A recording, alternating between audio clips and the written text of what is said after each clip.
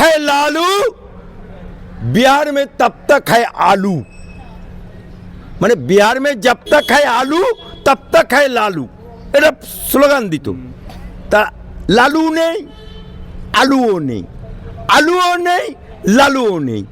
তা কেজরিওয়াল তার স্লোগান দিয়েছিল, তা সেই স্লোগান আজকে এপাং ওপাং ধাপাস ধাপাং, মমতার কবিতা অনুযায়ী এই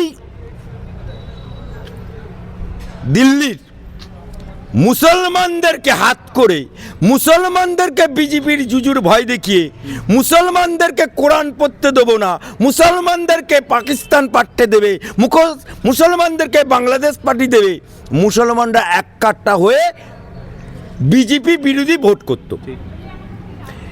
এইবারে প্রথম সঞ্জয় যোশী নেতৃত্বে মোদিজি সবকা সাথ সবকা বিকাশ সবকা বিশ্বাস তার ভিত্তি করে এবারে ভোট হয়েছে। এবং বিজেপি সম্বন্ধে মুসলমানদের যে ডর, এই ডর তাদের মন থেকে মুছে গেছে। তাই ওখানকার ইমাম, ওখানকার আম জনতা, মুসলমান বিধানসভাগুলো, মুসলমান বৌদ্ধগুলো, যেগুলো ওরা টাকা দিয়ে জুজুর ভয় দেখিয়ে করে আসতো, সেখানেও বিজেপি জিতে গেছে।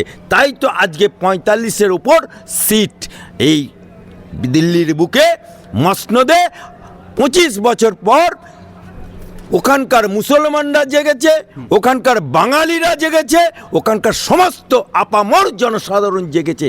তাই তক্তা পাল্টে গেছে, সবকা সাথ সবকা বিকাশ সবকা বিশ্বাসের উপর ভোট হয়েছে।